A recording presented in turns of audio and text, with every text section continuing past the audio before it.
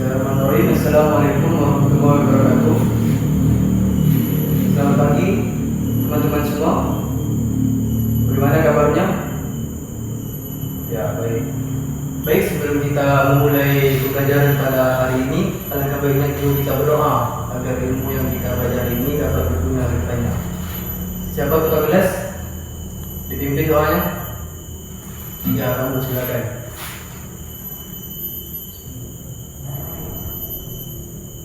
Sebelum pembelajaran pada hari ini, saya akan mengabsen dulu ya. Azila Nurjasmira, Diki Saputra, Diki Ridwani, Musida Lestari, Matia Madani, Natasha Paradila. Oke, baik. Ada yang masih ingat materi kita minggu lalu?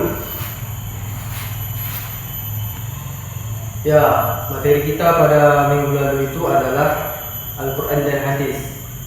Jadi, saya ingin tanya kembali kepada teman-teman semua, apa itu Al-Quran dan apa itu Hadis?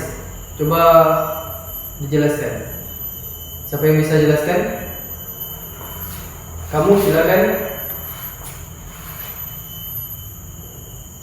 Ya, benar. Jadi saya akan menjelaskan sedikit apa itu Al-Quran dan Hadis. Jadi Al-Quran itu adalah wahyu yang diturunkan oleh Allah kepada Nabi Muhammad melalui perantara malaikat Jibril. Wahyu itu apa, Pak?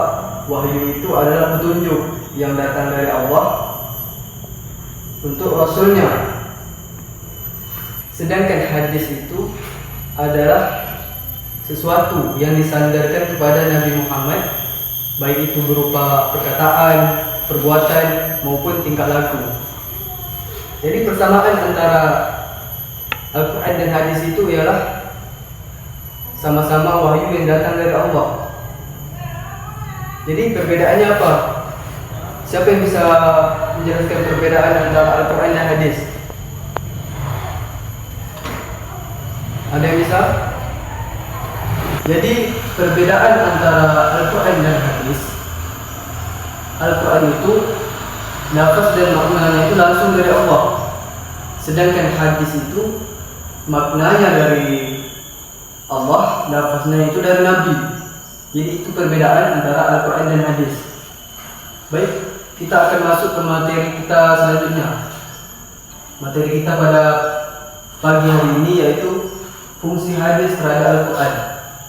Jadi fungsi hadis terhadap Al-Quran itu ada 4. Yang pertama itu ada namanya itu bayat takrir. Bayat takrir ini ada yang tahu artinya? Ya, penguat. Jadi bayat takrir ini artinya itu penguat, memperkuat isi di dalam Al-Quran. Sebagai contoh, dalam Quran surah Al-Maidah ayat 6 Allah berfirman, Ya ayyuhallazina amanu idza kuntum ila sholati fagsilu wujuhakum wa aydiyakum ilal marafiqi wamsahu bi ru'usikum ilal ka'bayn. Yang artinya, hai orang-orang yang beriman, apabila kamu ingin mengerjakan sholat, maka basuhlah muka dan tanganmu hingga kedua siku, dan sapulah kepalamu dan basuhlah kakimu sampai dengan kedua mata kaki.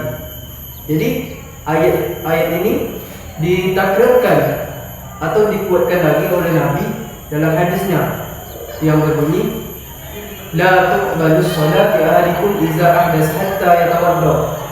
Hadis riwayat Bukhari dan Muslim. Artinya itu tidak sah solat salah seorang di antara kalian apabila ia berhadas hingga ia berwudu.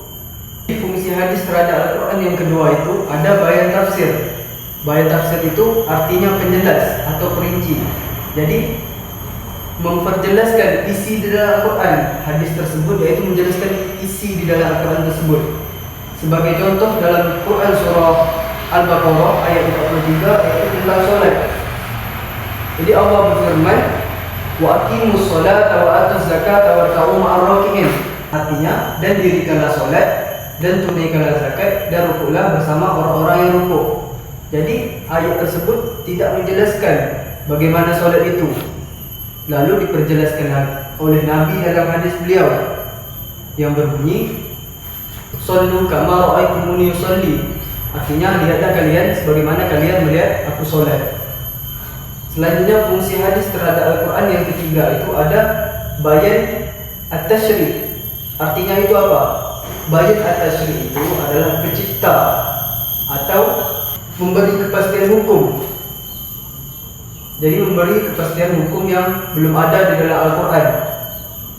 Jadi sebagai contoh dalam Al-Quran surah At-Taubah ayat 103, Allah berfirman, "Khudz min amwalihim shadaqatan tutahhiruhum wa tuzakkihim biha wa shalli 'alaihim inna salataka sakanun lahum wallahu samii'un 'alim." Yang artinya, ambillah zakat dari harta mereka guna membersihkan dan menyucikan mereka, dan berdoalah untuk mereka, sesungguhnya doamu itu memberi ketentraman jiwa bagi mereka. Allah Maha mendengar lagi Maha mengetahui. Jadi ayat ini ditasyrikan atau diberi kepastian lagi oleh Nabi dalam hadis beliau yang berbunyi, yaitu dari Ibnu Umar. An Ibnu Umar anna Rasulullah sallallahu alaihi wasallam farada zakatul fitri min Ramadan 'ala an-nas so'an min tamrin aw so'an min sya'irin ala kulli hurran aw abdin zakarin aw unsa. Yang artinya itu dari Ibnu Umar, Rasulullah SAW bersabda, diwajibkan atas kamu zakat fitrah di bulan Ramadan atas setiap manusia, baik dia itu merdeka atau hamba sahaya, laki-laki atau perempuan, masing-masing satu sak kurma atau satu sak gandum. Selanjutnya, fungsi hadis terhadap Al-Quran yang terakhir itu ada namanya itu bayan nasah. Bayan nasah ini artinya apa? Ada yang tahu? Bayan nasah ini yaitu penghapus. Artinya hukum yang lama itu dihapus dan digantikan oleh hukum yang baru. Sebagai contoh dalam Quran surah Al-Baqarah ayat 180, Allah berfirman, "Kutiba alaikum idza hadara ahadakumul mautu in taraka khairan wasiyatu lil walidaini wal aqrabina bil ma'ruf haqqan 'alal muttaqin." Yang artinya, diwajibkan atas kamu apabila mau menjemput salah seorang di antara kamu sedang dia meninggalkan harta, maka berwasiat kepada orang tua dan kerabat dengan cara yang baik, sebagai kewajiban bagi orang-orang yang bertakwa. Jadi ayat tersebut dinasahkan atau digantikan oleh Nabi dalam hadis beliau, yaitu qala wasiatul waris dalam hadis riwayat Abu Dawud, yang artinya tidak ada wasiat bagi ahli waris. Jadi fungsi hadis terhadap Al-Quran itu ada 4. Itulah yang saya jelaskan tadi. Jadi apakah anak-anak ada pertanyaan tentang fungsi hadis terhadap Al-Quran? Jika tidak ada, mungkin sampai ini saja materi kita pada hari ini. Apabila ada kesalahan dalam pengucapan, wabillahi taufiq wa hidayah. Assalamualaikum warahmatullahi wabarakatuh.